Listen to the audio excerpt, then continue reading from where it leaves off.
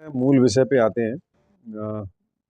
जो आज का विषय था कि बहुत सारी ऐसी बातें हैं जो समाज में सालों से चली आ रही हैं और हम लोग सभी लोग, हमारे पूर्वज भी उसको मानते थे, हम लोग भी मानते हैं, बहुत सारे लोग समाज में मानते हैं और उसके बारे में शायद दिमाग में कभी आता भी नहीं है कि ये सब बातें गलत भी हैं, लेकिन वो हमारे हेल्थ के ऊपर एक बहुत बड़ा इम्पैक्ट पैदा करती हैं और हेल्थ को ख़राब करती हैं, बर्बाद करती हैं।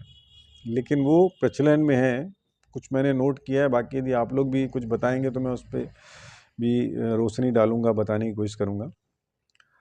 तो उसमें नंबर वन एक है जो एकदम कॉमन है, सभी के अंदर ये बातें मिलेंगी। उनका कहना ये, उनका सोचना ऐसा है कि आप खाने को किसी भी प्रकार से किसी भी क्रम में मिक्स करके कैसे भी खा लो, है ना। जैसा हम लोग देखते हैं ना, पार्टी में 56 भोग रहते हैं, आदमी थोड़ा थोड़ा थोड़ा करके 20 25 30 आइटम खा लेता है। तो वो इसी सोच से खाता है ना, उसको लगता है कि हम खाएंगे और शरीर के अंदर कुछ ऐसी मशीनरी, इंटेलिजेंट मशीनरी बैठी हुई है कि उसमें से काम की चीज़ें निकाल लेगी और जो बेकार की चीज़ें उसको बाहर कर देगी। लेकिन वास्तव में ऐसा होता नहीं है। पाचन का ऐसा नियम ही नहीं है, हमारा नहीं, किसी भी जीव के अंदर नहीं है। किसी भी जीव का जो पाचन तंत्र है, उसके मूल खाने को सबसे बेहतरीन तरीके से और बिना किसी ज़्यादा ताकत के या एनर्जी खर्च किए बगैर वो उसको पचा लेता है। इसके अलावा जैसे आपने खाने में मिलावट की या खाने का सिलेक्शन गलत किया और अलग अलग कॉम्बिनेशन में टेस्ट बढ़ाने के लिए मीठा, खट्टा, नमकीन, है ना, उसके साथ में गीला भी, सूप वाला आइटम भी, फिर कड़ा आइटम भी खा रहे हो, सलाद भी खा रहे हो, स्प्राउट भी खा रहे हो, है ना, फिर उसके बाद दूध की बनी चीज़ें भी खा ले रहे हो, उसके बाद कॉफ़ी भी है, उसके बाद फिर जलेबी भी है, उसके बाद रबड़ी भी है, फिर आइसक्रीम भी है, उसके बाद पान भी है। तो इतना सारा जब हमारे शरीर में चला जाता है तो शरीर का जो पाचन का सिस्टम है ना, वो अराजक हो जाता है। उसको समझ में नहीं आता मुझे एक्चुअली में किस चीज़ को पचाना है, क्योंकि उसमें एक सिग्नल सिस्टम बना हो। जैसे आप जीभ में, जैसे मान लीजिए मैंने शक्कर जीभ में डाला, तो शरीर के पास सिग्नल पहुंचता है कि शक्कर आने वाली है, तो शरीर उस हिसाब से इंसुलिन निकालना और बाकी सब चीज़ों को निकालने के लिए अपने आप को प्रिपेयर कर लेता है। अब मैंने गेहूं या आटा खाया या रोटी खाया, रोटी के बाद फिर मैंने चावल खा लिया, चावल के बाद फिर मैंने अंडा खा लिया, उसके बाद मैंने फिर मच्छी खा लिया, उसके बाद मैंने बिरयानी खा लिया, फिर उसके बाद पनीर खा लिया। तो जैसे जैसे आप खाते जाएंगे तो इतनी जल्दी शरीर ऐसा कोई सिस्टम नहीं है कि वो बदल के और वो पाचन को ठीक ठाक कर सके। डाइजेस्टिव जूस जब निकलते हैं तो उसकी एक स्पीड होती है और जब उसका पाचन कंप्लीट होने लगता है तो फिर धीरे धीरे उसकी स्पीड कम होती जाती है। जैसे आप मान लीजिए केवल चावल खाते हैं, तो चावल को मान लो स्टमक में 1.5 घंटा लगता है रुकने में, तो शुरुआत के समय जो डाइजेस्टिव जूस निकलेंगे स्टमक के नीचे से, वो उसकी स्पीड अलग होगी और 1 घंटे के बाद जैसे जैसे उसकी संख्या कम होती है कि तो उसको जूस के निकलने की स्पीड कम होती जाएगी। अब आपने एक चीज़ खाया जिसको, जिसका डाइजेशन 1 डेढ़ घंटे में होना है और उसके साथ आपने फिर एक दूसरा खाना डाल दिया, इसका डाइजेशन और 2 घंटे में होना है, फिर किसी का 3 घंटे में होना है या 2.5 घंटे में होना है, और उसके डाइजेस्टिव जूस अलग हैं, उसके एंजाइम अलग हैं, उसके लिए स्टमक एसिड की अलग ज़रूरत पड़ती है। तो इतनी सारी चीज़ें एक साथ नहीं पच सकती हैं, इसीलिए प्रॉब्लम होता है। तो आप देखेंगे जब शादियों का सीज़न होता है, पार्टियों में लोग बहुत जाते हैं, तो उसके बाद बीमार बहुत ज़्यादा लोग होते हैं, हॉस्पिटल में मरीजों की संख्या बढ़ जाती है। जो ईयर एंडिंग होती है उसमें जब लोग नया साल मनाते हैं, जिन जिन देशों में अच्छे से मनाते हैं, हमारे यहाँ जब दीपावली का त्यौहार या दशहरा का त्यौहार आता है, जब लोग बहुत बाहर खाते हैं और पार्टियाँ वगैरह करते हैं, शादियों का जब त्यौहार आता है, तो ये सब लोग ज़्यादा बीमार पड़ते हैं। उसका कारण यही है। तो ये ऐसा एकदम ठीक नहीं है। तो जितना खाना सिंपल होगा आपका, एक दो आइटम जितने होंगे उतना आसानी से पचेगा। तो हम लोग यही सलाह देते हैं कि आपका एक खाना जो है, जो लोग कुक्ड फूड खाते हैं उनकी बात कर रहा हूँ, यदि वो ये नहीं कर सकते, तो एक खाना आपका स्टार्च बेस्ड होना चाहिए। इसमें स्टार्च बेस हो, मतलब जिसमें आप जो गेहूँ चावल से बनी चीज़ें या आलू से बनी चीज़ें, इस टाइप की चीज़ लेते हैं। और दूसरा खाना आपका प्रोटीन बेस्ड होगा, उसमें दालें और बीन्स वगैरह इस टाइप की चीज़ आप लेते हैं, तो एक ही खाने में दोनों नहीं होना चाहिए, है ना। कभी इसके ऊपर हम लोग अलग से चर्चा करेंगे फूड कॉम्बिनेशन के ऊपर, लेकिन ये बात मान के चलिए कि 4, 5, 10, 15, 20 प्रकार के आइटम एक साथ हमारा शरीर नहीं पचा सकता। उससे शरीर का पाचन तंत्र फंस जाता है मुसीबत में, और वो कुछ भी नहीं करता और वो खाने को सड़ाता है। दूसरा एक कंफ्यूजन है लोगों को, ये खाने से तुरंत एनर्जी मिलती है। तो लगता है ना लोगों को कि कमज़ोर कमज़ोर लग रहा है तो लगता है कुछ खा लें, और उसके बाद उनको ठीक भी लगता है, तो उनके मन में ये विचार आता है कि खाने से तुरंत एनर्जी मिलती है। एकदम सही बात नहीं है। खाने जब आपको खाना नहीं मिलता तो शुरुआत में जो कमज़ोरी आती है वो एक्चुअली में रियल कमज़ोरी नहीं है, वो डिटॉक्सिफिकेशन के साइन है। वो इतनी जल्दी शरीर में कमज़ोरी नहीं आती है। तो जब खाना खाते हैं तो खाना खाने की प्रक्रिया में एनर्जी बहुत लास्ट में बनती है। शुरू में बॉडी की एनर्जी जाया होती है, व्यय होती है। जब आप खाना खाएंगे तो चबाएंगे, मैकेनिकल काम हुआ आपका, फिर उसके बाद डाइजेस्टिव जूस निकलेगा, फिर वो खाना ब्रेक डाउन होगा, फिर वो ब्लड में जाएगा, ब्लड से वो सेलों में जाएगा। जब वो सेलों में पहुंचता है तो ऑक्सीजन की उपस्थिति में फिर वो एटीपी में कन्वर्ट होता है। ये बहुत लंबी प्रोसेस है, खाने के कई घंटों के बाद होती है। तो खाने के बाद तुरंत एनर्जी नहीं मिलती। फिर लोगों को लगता है, फिर ऐसा क्यों लगता है कि हम जब खाना खाते तो मुझे अच्छा लगता है। इसीलिए अच्छा लगता है कि जब आप उपवास रहते हैं या जब आपको खाना नहीं मिलता तो शरीर जो है ना वो डिटॉक्सिफिकेशन चालू करता है। जैसे तम्बाकू खाने वाले को जब तम्बाकू नहीं मिलता तो दिक्कत होती ना, तो वैसे ही वो डिटॉक्सिफिकेशन के साइन है। तो ऐसे ही जब आपको तुरंत खाना नहीं मिलता, जैसे आप मान लो 12 बजे आपकी खाने की आदत है और 12 बजे खाना नहीं मिला तो आपको 1, 1:30 बजे, 2 बजे आपको दिक्कत चालू हो जाती है, और फिर आप जैसे खाना खाते हैं तो वो सिम्टम गायब हो जाते हैं। तो एक्चुअली वीकनेस नहीं है वो हर डिटॉक्सिफिकेशन में, चाहे वो फास्टिंग करो या रॉ डाइट करो या रसाहार पे रहो, ये सिम्टम आते हैं। तो ये ऐसा नहीं है। खाना पहले एनर्जी को जाया करता है और बहुत बाद में उससे एनर्जी मिलती है। फिर एक लोगों के मन में विचार है, ये तो पुराने लोगों में ज़्यादा था, आजकल लोग बिल्कुल समझने लगे हैं थोड़ा बहुत इसको, जो खाना खाने के बाद पानी पीने की आदत है। लोग ये समझते हैं खाना खाने के बाद यदि 1-2 गिलास हमने पानी पिया तो उससे पाचन अच्छा होता है। ये एकदम गलत बात है। खाना खाने के बाद पाचन होता नहीं, पाचन खराब होता है उससे। उसका एक कारण ये है कि हमारे स्टमक में जो स्टमक एसिड है वो डाइल्यूट हो जाता है। पेंक्रियाज से जो पेंक्रियाटिक जूस निकलता है वो डाइल्यूट हो जाता है। हमारे मुंह में जो एमाइलेज एंजाइम जो बनता है वो डाइल्यूट हो जाता है, जिससे पाचन रुकता है। और दूसरी बात यह है कि जो पानी होता है इसका कोई पाचन नहीं होता है, स्टमक में रुकता नहीं है। पानी जैसे गया तो स्टमक में नीचे एक वाल्व होता है, पाइलोरिक वाल्व बोलते हैं, वो पानी जाने से तुरंत खुल जाता है, और कोई सॉलिड चीज़ जाएगी तो बंद हो जाएगा। तो जैसे हम लोग पानी पीते हैं तो पानी की टेंडेंसी है सीधे वो एब्जॉर्ब होने जाएगा, स्टमक में नहीं रुकता है। तो यदि पानी आपने पिया तो वो पानी क्या करेगा, वो जो खाना आपके स्टमक में भरा हुआ है उसको भी साथ में लेके छोटी आंत में पहुंच जाएगा। अनपचा, जो अभी पचा नहीं उसको तो भी 1 घंटा रुकना है स्टमक में, अमाशय में। लेकिन आपने यदि पानी पी लिया तो वो पानी साथ में अपने अनपचे खाने को नीचे ले जाएगा और आपका पाचन जो को बर्बाद कर देगा। तो कभी भी खाने के बाद पानी नहीं पीना चाहिए जब तक कि स्टमक के नीचे, अमाशय के नीचे खाना ना पहुंच जाए, तब तक पानी नहीं पीना चाहिए। और अमाशय के नीचे भी नहीं, जो छोटी आंत के ऊपर का हिस्सा जहाँ पेंक्रियाटिक जूस वगैरह आके मिलते हैं, उसके भी नीचे यदि खाना पहुंच जाए उसके बाद पानी पीने से अच्छा होता है, कम मात्रा में। और खाली पेट पानी पीने से सबसे ज़्यादा फायदा होता है। फिर एक भ्रम है लोगों का कि खाने के बाद मीठा खाने से खाना पचता है। इसके बारे में मैं कई बार पहले भी क्लास में बता चुका हूँ कि ये एकदम ही गलत है। खाना इससे बर्बाद हो जाता है, फर्मेंटेशन होता है। उसका कारण ये है, जैसे पानी के बारे में बताया, कि जो शक्कर होती है या गुड़ होता है, जो मीठा होता है, वो सिंपल शुगर होती है। और सिंपल शुगर, जिसको मोनोसैकेराइड भी हम लोग बोलते हैं, उसका कोई पाचन नहीं होता है। ग्लूकोज का, फ्रक्टोज का कोई पाचन नहीं होता है, वो सीधे एब्जॉर्ब होता है।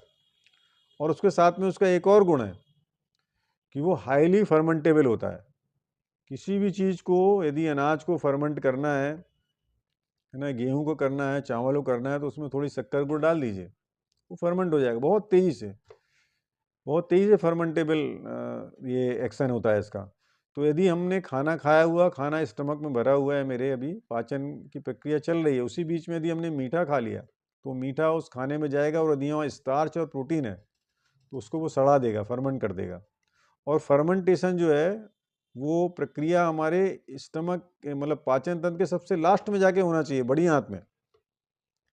वो फर्मेंटेशन की प्रक्रिया जो है ना ऊपर चालू हो जाएगी आपके, उससे फिर एसिडिटी और बहुत सारी दिक्कतें चालू होंगी बाद में चल के, अल्सर होना या दूसरे दूसरे प्रकार की, और पाचन तो खराब होगा ही। तो बिल्कुल खाने की इच्छा है यदि मीठा खाने की आपकी, तो वो खाने के पहले खाना है, खाने के बाद नहीं खाना, खाने के बीच में नहीं खाना।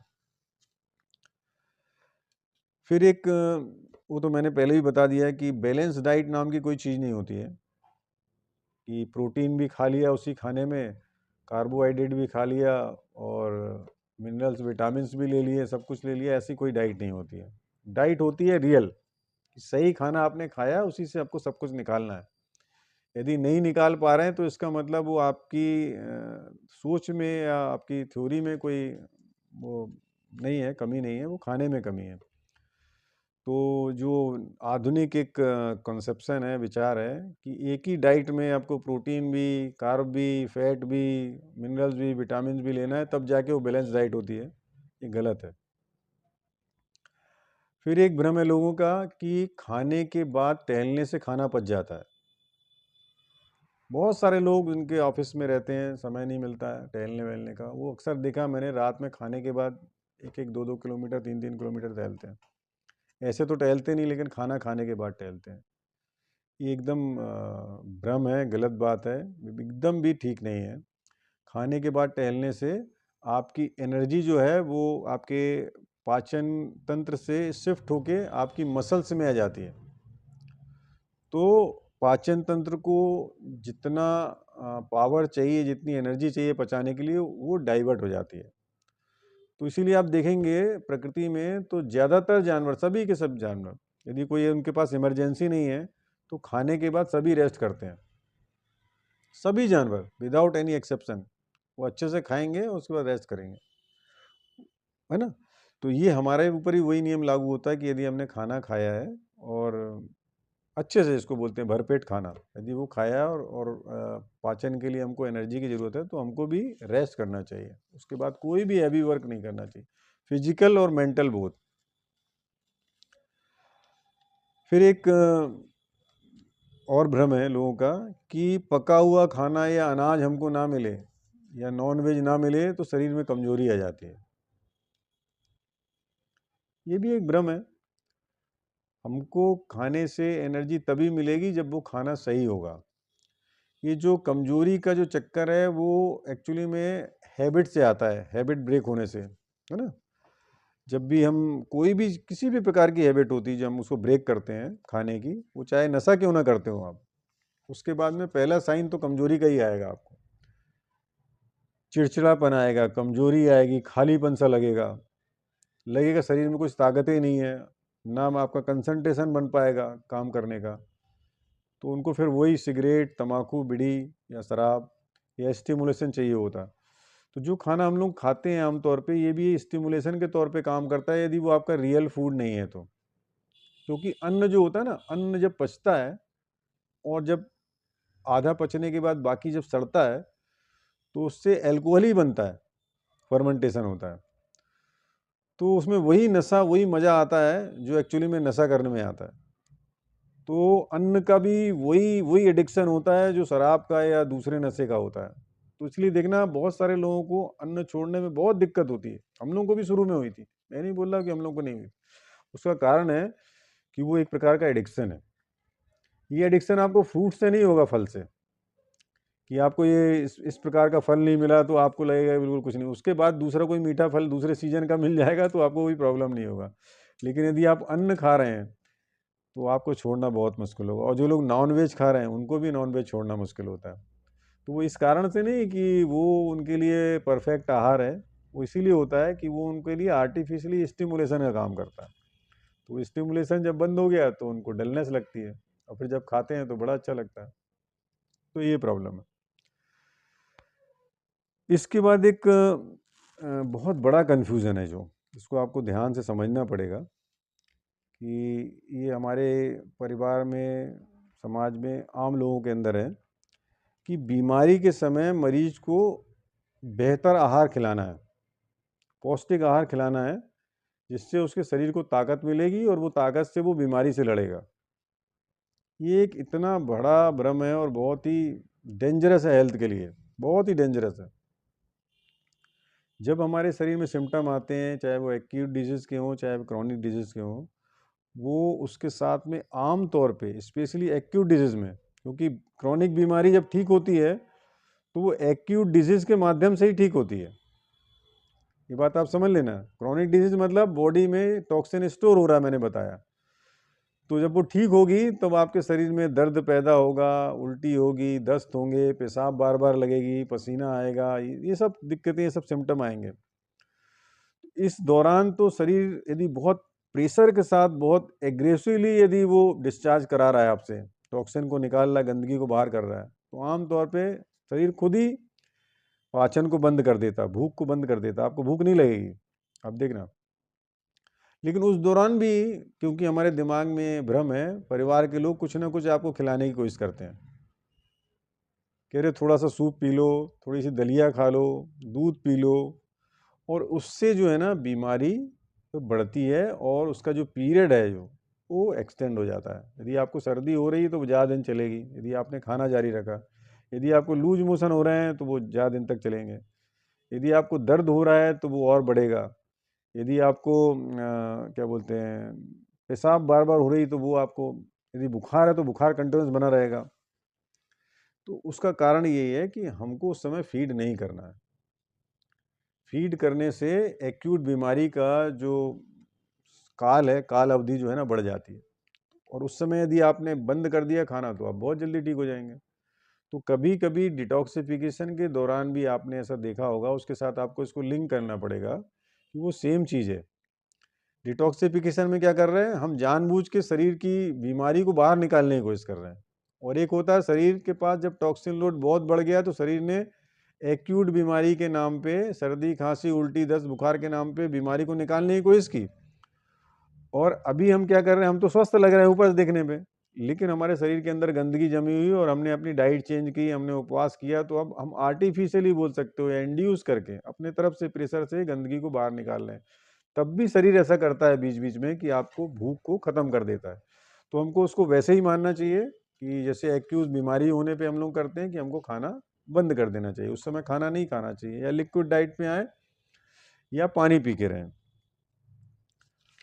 और एक लोग के अंदर कन्फ्यूज़न है और वो तब बहुत ज़्यादा हो जाता है, मतलब इसका विरोध लोग बहुत ज़्यादा करते हैं जब मरीज को कई दिनों तक एक ही प्रकार का खाना खाना पड़ता है। जैसे हम लोग ने अभी फिर भी आप लोग के लिए बहुत वैरायटी रखी है कि आप फल भी खा सकते हो, आप सलाद भी खा सकते हो, आप स्प्राउट भी खा सकते हो। तो इसलिए ये तो बहुत सारी चीज़ हो गई। लेकिन जब कभी कभी ऐसा होता है कि हमको केवल फल पे ही रहना है और फल भी सीजन में 2 ही 3 फल मिलते हैं अच्छे, तो लोग ये शिकायत करते हैं कि मज़ा नहीं आ रहा, खाने में स्वाद नहीं आ रहा। तो वो इसीलिए होता है कि वो उनका पुराना खाना जो है ना वो उनके जीभ में, उनके मन में बस गया है, शरीर में।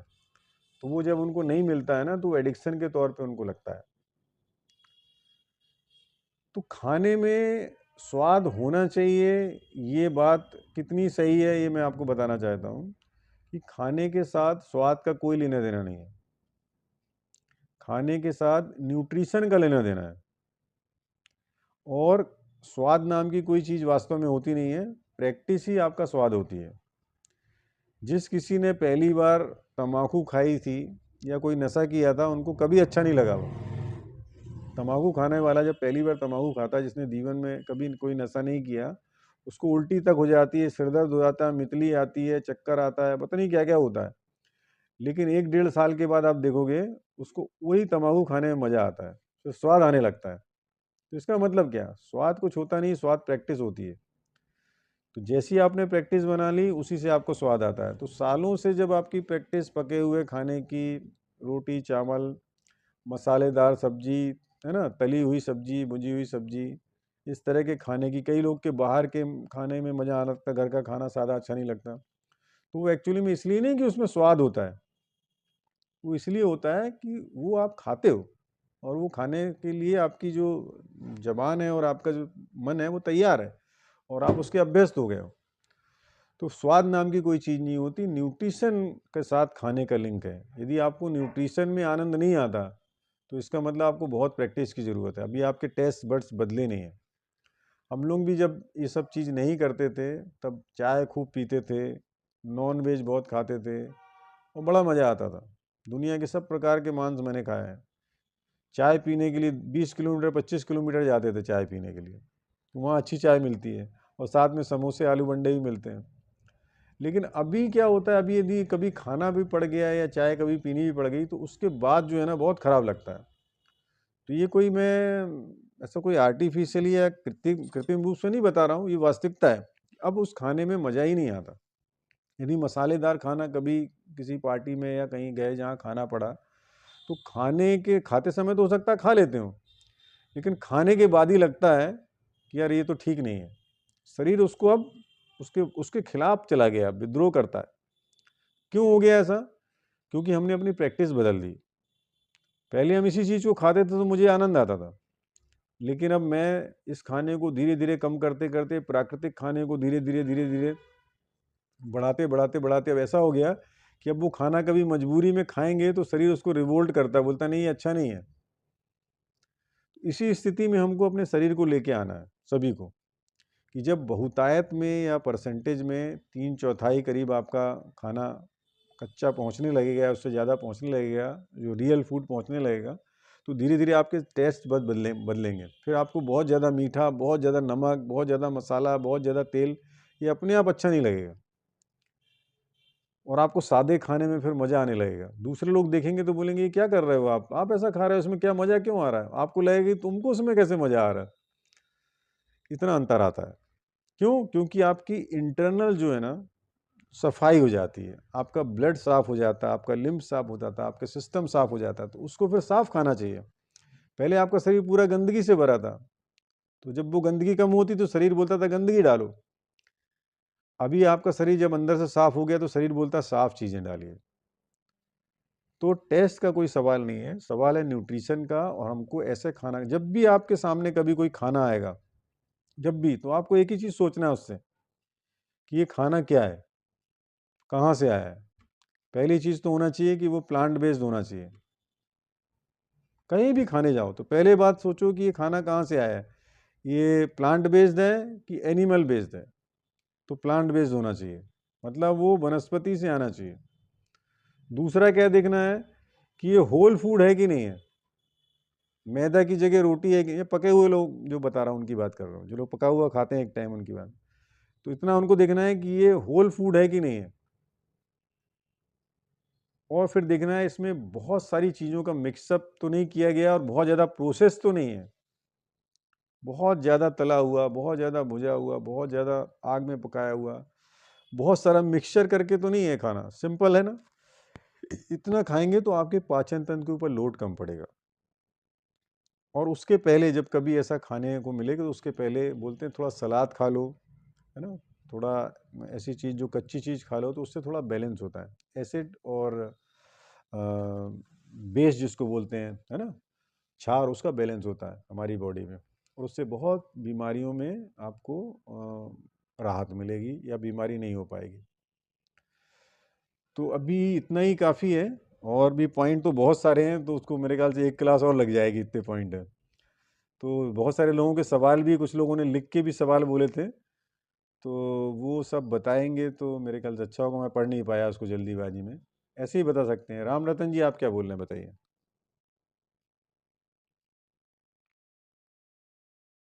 माइक चालू कीजिए,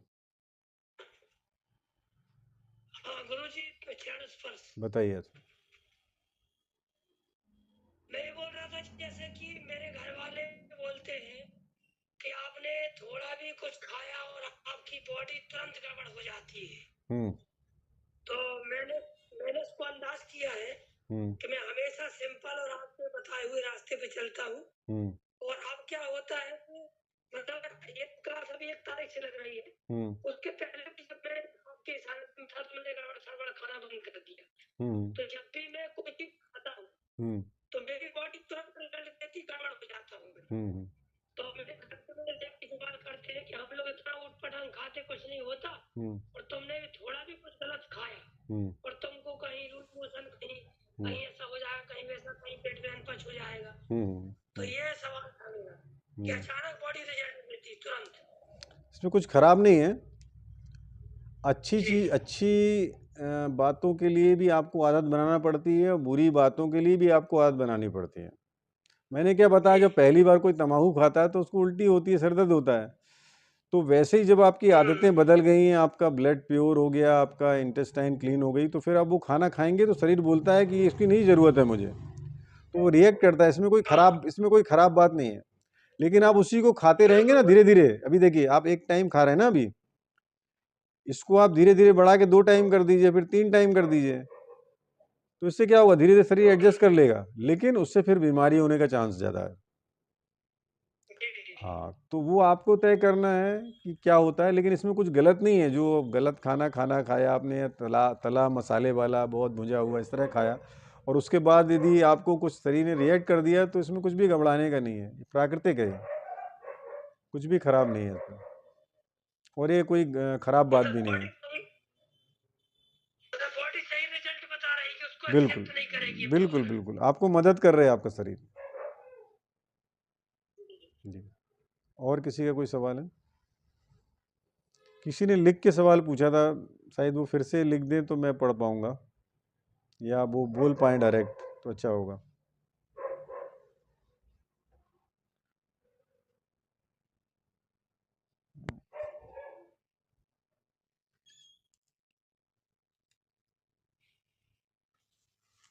तो नहीं होगा और सवाल, तो फिर मैं आगे बढ़ूं क्या, कुछ और बताऊं? ठीक है सर। मेरा थोड़ा सा नॉर्मल ये था, जैसे आप बोले कि वॉकिंग करने से वगैरह खाने के बाद भी कुछ नहीं होता, जैसे वज्रासन में बैठते हैं तो सर बोलते हैं कि खाना वज्रासन में बैठ सकते हैं आप, उसमें कोई प्रॉब्लम नहीं, वो कोई एक्सरसाइज नहीं है, तो एक आसन है, और आसन से तो चीज़ें व्यवस्थित होती हैं, है ना। बैठने का एक तरीका है, उसकी इंटेस्टाइन आपकी सीधी होती है, रीढ़ सीधी होती है, तो खाना नीचे जाने में उसको मदद मिलेगी। नहीं तो लोग तो आजकल अलग अलग पोस्चर में बैठ जाते हैं ना। तो हमारे यहाँ जो योगा सिस्टम है ये बहुत अच्छा है। इसको करने से हम लोग का पोस्चर मेंटेन रहता है, और बहुत सारी बीमारी तो पोस्चर से ही होती है। राम रतन जी जानते हो, क्योंकि वो ये सब करते हैं। हाँ लखन जी बताइए, क्या बोल रहे थे आप? नमस्कार जी, बताइए। सर हमारे घर को थोड़ी नींद की समस्या हो रही, नींद नहीं देर रात तक नींद नहीं आती, 12 बजे 1 बजे रात तक रोज आ जाते हैं। कब से? कब से? पहले से भी होता था, अभी हो रहा है, मतलब पहले कभी कभी होता था, अभी 2-4-5 दिन से तो मतलब हो रहा है, ज्यादा हो रहा है। तो अब पक्का वो एनीमा नहीं ले रहे होंगे? एनीमा तो ले रही है, वैसे लेती है। नहीं, रेगुलर नहीं ले रही होंगी ना। अब देखिए, शुरुआत में जब भी आप डाइट चेंज, मैंने पहले भी बताया कि बहुत सारी समस्याओं का समाधान है यदि आप रेगुलर एनीमा ले लेते हैं तो। और स्पेशली जिनको नींद नहीं आती है उनको सोने के पहले एनीमा लेना चाहिए। जब सब खाना पीना कंप्लीट हो गया, अब रात में आप सोने जा रहे हैं, उसके पहले एनीमा लेना चाहिए। और दोनों पैर को ठंडे पानी से धो के और बिस्तर में तुरंत घुस जाना है, पहुँच के। घुटने के नीचे तक का जो हिस्सा है पैर का, उसको ठंडे पानी से धोना है, इतना पानी कि आपको उसमें ठंड लगनी चाहिए, मतलब पैर में ठंड लगनी चाहिए।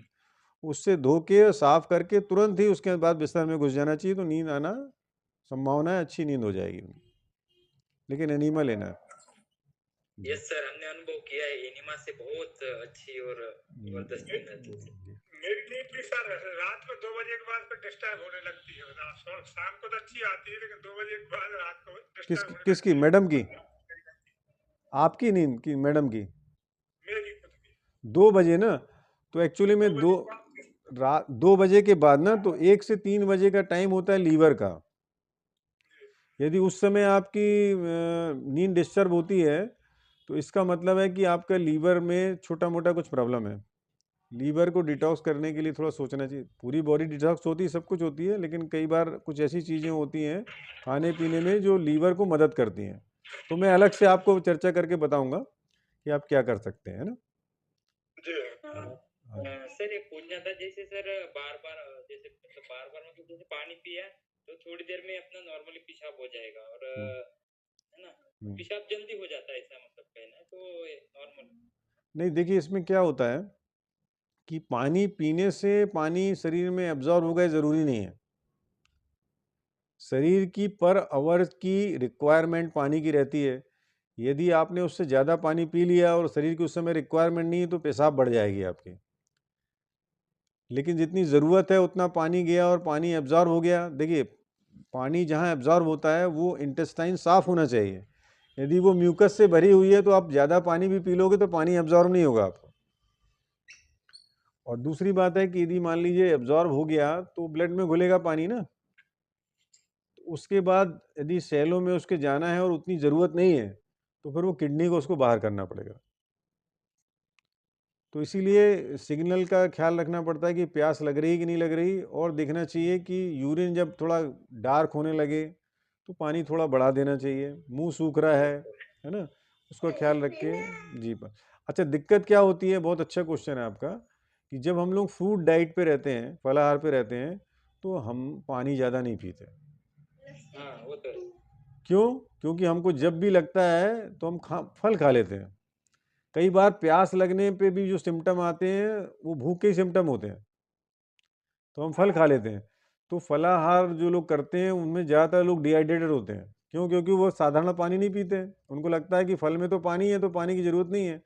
लेकिन शरीर की क्या आदत हो जाती है कि उसको पानी आप किस पदार्थ से दे, उसको फल से पानी दे रहे हो आप। हमारे शरीर में जो पानी जा रहा है वो कैसे जा रहा है? फल के माध्यम से। तो शरीर फल की डिमांड करता है, वो भूख बढ़ाता है, जबकि उसको चाहिए पानी।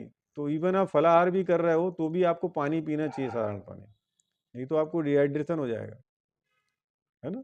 ठीक है सर। हाँ, ये मैं नॉर्मल वाला मतलब बोला था। अभी तो अपन फलाहार पे तो अलग बात है, हाँ। लेकिन जब अपन खाना वगैरह खाते तो उस समय जैसे अपन बोलते हैं कि गैस होती है तो ज्यादा पानी पीनी चाहिए वगैरह, ऐसा ऐसे नहीं नहीं, देखिए ज़्यादा और कम का कोई सवाल नहीं है, ज़रूरत का सवाल है। ज़्यादा पानी भी हमारे लिए नुकसानदायक है, क्योंकि किडनी को आप ज़बरदस्ती का काम पकड़ा रहे हो, उसको थका दोगे आप, है ना। और कम पियोगे तो भी नुकसान है, शरीर से टॉक्सिन कैसे निकलेगा, सेलों को ऑक्सीजन कैसे मिलेगी, बाकी चीज़ें कैसे मिलेंगी, है ना। तो हमको बैलेंस में लेना है, उसको ज़्यादा भी नहीं करना है। इसका कोई मीटर नहीं है, एक्टिविटी के हिसाब से रहता है जी। और किसी का कोई सवाल रह गया? तुषार जी, आप कुछ बोल रहे थे क्या?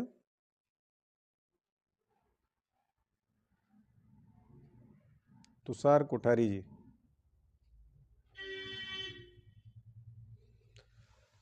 तो ठीक है, आज इतना ही रहने देते, नहीं तो फिर दूसरा पॉइंट चालू करेंगे तो फिर वो लंबे हैं बहुत, हैं। तो कल मैं सोच रहा हूँ कि कल गैप करूँगा मैं। हाँ बताइए। भैया नमस्कार। नमस्कार, बताइए। मेरा ये प्रश्न था कि फास्टिंग में रहता हूँ और मैं कुछ भी नहीं लेता हूँ, मुझे बहुत अच्छा लगता है। मतलब वाटर फास्टिंग या ज़्यादा लेने पे मेरा शरीर ज़्यादा अच्छा महसूस करता है। तो मेरा शुरू करता हूँ तो मेरा शरीर थोड़ा असहज असहाय महसूस करता है। नहीं, तो उसमें जो आपका सवाल है उसमें आपको ये बताना पड़ेगा कि जो उपवास रहते हैं तो अच्छा लगता है, तो उपवास जब नहीं रहते हैं तो क्या लेते हैं? जब मैं उपवास नहीं रहता हूँ तो मैं खाना खाता हूँ। हाँ, तो क्या खाना खाते हैं? वही खाने से तो समझ में नहीं आएगा। खाना मतलब जो घर में दाल चावल रहता है। हाँ, तो ये एकदम ही गलत प्रोसेस है कि उपवास को तोड़ने के बाद सीधे अन्न खा लेना। शरीर उसको रिवोल्ट करेगा, उसमें अच्छा नहीं लगेगा, क्योंकि आप ये नहीं है मेरा ये है, जब प्रोसेस तो मेरा पूरा रहता है। जैसा आप बताते हैं कि फास्टिंग कैसे खोलनी, ये सब मैं करता हूँ। मतलब मैं आपको बोल रहा हूँ कि मैं फास्टिंग जब भी करता हूँ तो मेरा शरीर जो है कुछ भी, मतलब चाहे फलाहार हो चाहे रसाहार हो, मतलब मैं रहूंगा तो मुझे ज्यादा अच्छा महसूस होता है। नहीं, आपकी बात सही है कि मुझे भी ऐसा लगता है कि उपवास रहना बहुत सरल है और डाइट पे रहना थोड़ा मुश्किल है, क्योंकि उपवास में आपके पास रहता है कि मुझे तो कुछ खाना ही नहीं है, और डाइट में रहता है कि हमको फल लेना है, फिर सलाद लेना है, फिर ये लेना है, बहुत सारी चीज़ें दिमाग में रहती हैं। तो उसमें इजी है, वो फास्टिंग रहना मेरे ख्याल से इजी है। लेकिन फिर भी जब आप उपवास तोड़ते हैं या फास्टिंग जब ख़त्म करते हैं, तो उसके बाद आपको अन्न भी यदि खाएंगे एक टाइम, तो क्वांटिटी उसकी पहले कम रखना है, क्योंकि शरीर क्या करता है, जैसे आप फास्टिंग में जाते हैं तो पाचन का पावर आपका बहुत ज़्यादा बढ़ जाता है फास्टिंग से, क्योंकि उसको रेस्ट मिलता है पाचन से। तो पहली बात तो पाचन का पावर बढ़ा, दूसरा पाचन को अवशोषित करने का पावर भी बढ़ गया। तो दोनों पार्ट है ना, पाचन के दो पार्ट हो गए, एक हो गया कि शरीर को खाने को पचाना है, दूसरा उस पचे हुए खाने को सेलों के अंदर भी ले जाना है। तो ये दोनों जो प्रक्रिया हैं उपवास के बाद बहुत पावरफुल हो जाती हैं। तो उपवास जो लोग करने की जिनकी आदत है, उसके बाद उनको खाने की क्वांटिटी कम करना पड़ेगा। यदि आप मान लीजिए खाने उपवास कर जब करते थे, उसके पहले आप 5 रोटी खाते थे, तो उपवास के बाद आपको 5 रोटी की नहीं 3 रोटी की जरूरत पड़ेगी, क्योंकि शरीर उस 3 रोटी में से वो सब निकाल लेगा जो आप पहले 5 रोटी से निकालते थे। तो उनकी क्वांटिटी, इसीलिए आपका शरीर बताता है कि नहीं इतना मत खाइए, और वो रिवोल्ट करता है। तो आपका शरीर एक्चुअली में आपको मदद कर रहा है समझाने के लिए, वो ये समझाना चाहता है आपको कि आप खाने की क्वांटिटी कम करिए। करके देखिए उसको। जी, थैंक यू। Thank you. और किसी का कोई सवाल रह गया हो तो बताइए।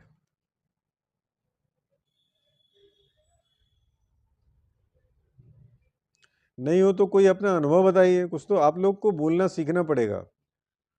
कुछ नहीं तो यही बताइए कि सब ठीक चल रहा है, मैं तो कर रहा हूँ। उसमें क्या कम्युनिकेशन बहुत ज़रूरी है। मुझे तो लगता नहीं, कई बार 2-4 के अलावा बाकी सब लोग सो रहे हैं, माइक चालू कर दिया है, वीडियो भी नहीं दिख रहा है, तो ऐसा पार्टिसिपेशन का कोई मतलब नहीं है। मतलब होता है जब लाइव पार्टिसिपेशन हो, आप 2 शब्द बोले, हाँ बढ़िया ठीक चल रहा है डॉक्टर साहब, बढ़िया अच्छा कर रहे हैं, है ना। हाँ बताइए, राम रतन जी कुछ बोल रहे थे, बताइए। मैं बोल रहा हूँ कि पानी का पाचन तो बॉडी पर होता नहीं है, तो हम पानी पीते हैं तो ये क्या क्या यूज होता है बॉडी के अंदर? क्या बोल रहे हैं, फिर से आवाज़ नहीं आ रही आपके हिसाब से, बताइए। मुझे पानी का पाचन तो बॉडी के अंदर होता नहीं। नहीं आ रही आपकी आवाज़ समझ में। हेलो, हाँ बोलिए। मैं बोल रहा हूँ पानी का पाचन तो होता नहीं है बॉडी में, हाँ तो फिर हम पानी जो पीते हैं उसका क्या रोल होता है बॉडी पर? हाँ, नहीं नहीं, पाचन नहीं होता इसका मतलब कि उसका इस्तेमाल नहीं होता, ऐसा नहीं है। उसमें पचने का कुछ नहीं, वो सीधे सीधे अवशोषित हो जाता है। बाकी चीज़ें जो होती हैं, सिर्फ सिर्फ पानी का ही नहीं है उसमें, तो मैंने बोला ना ग्लूकोज और फ्रक्टोज का भी बहुत ज़्यादा कुछ नहीं होता, सीधे अब्जॉर्ब, क्योंकि हमारी बॉडी उसको वैसे ही पचाने के लिए डिज़ाइन है। तो पानी में ऐसा कोई बहुत बड़ा उसका ब्रेक डाउन होके उसके वो छोटे मालिक्यूल में बदलेगी, फिर उसको ऐसा एंजाइम लगेंगी, ये सब लंबी प्रक्रिया जो होती है ना, वो उसमें नहीं होती है। वो सीधे जाता है और पानी घुल जाता है। आपका ब्लड में आप देखो ना, पानी पानी, हमारे सेलों में 65% पानी है, वाटर है। तो हमारी बॉडी जो है ना वो 65% जो है ना पानी से बनी हुई है। तो वो जो पानी है वो एब्जॉर्ब हो जाता है, उसका कोई पाचन नहीं होता है, और वो ब्लड में जाता है, ब्लड से फिर पूरे शरीर में जहाँ जहाँ जरूरत होती है, शरीर में जहाँ जहाँ इस्तेमाल होता है वो इस्तेमाल हो जाता है।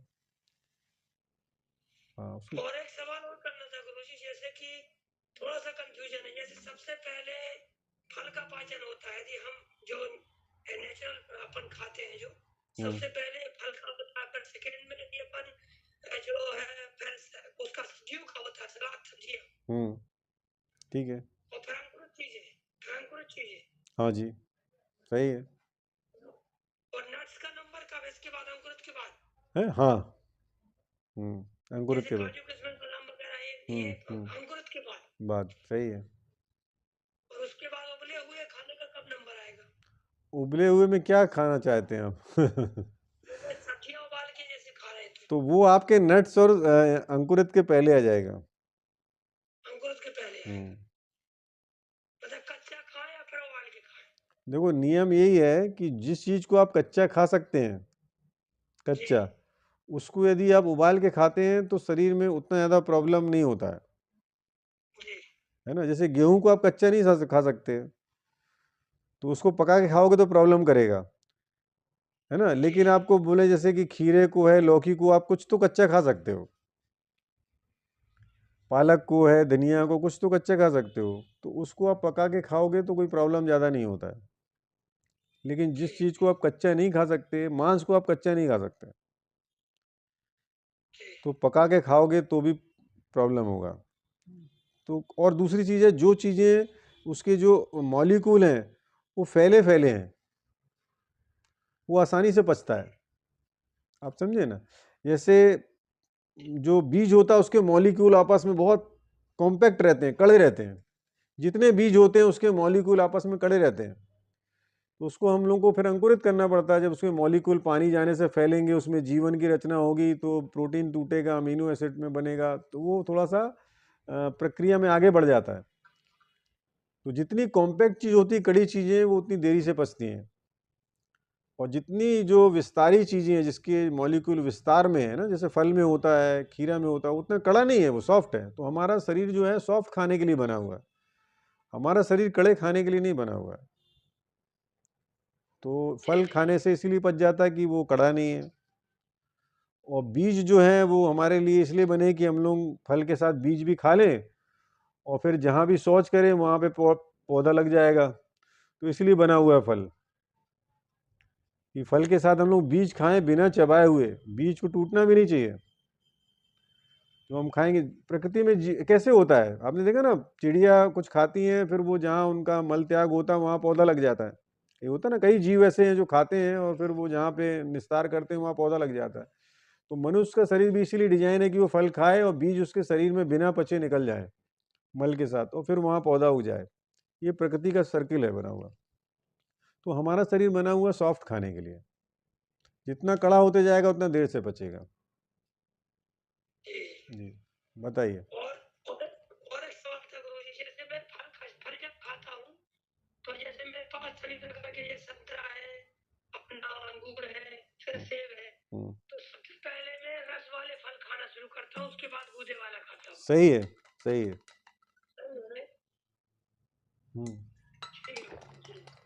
ठीक है, तो ठीक है, आज फिर यहीं पे शेष करते हैं ना। और कल शायद मैं क्लास यदि नहीं ले पाया तो फिर परसों 2 दिन अपने को टोटल हम लोगों को 10 क्लास करना था। तो यदि कल मैं बता दूंगा दिन में, नहीं तो डे आफ्टर टुमारो और उसके बाद शुक्रवार शनिवार को लगातार 2 क्लास होगी, है ना। ठीक है, धन्यवाद आप सभी को एक बार फिर। अच्छा रहा आज का सेशन मुझे।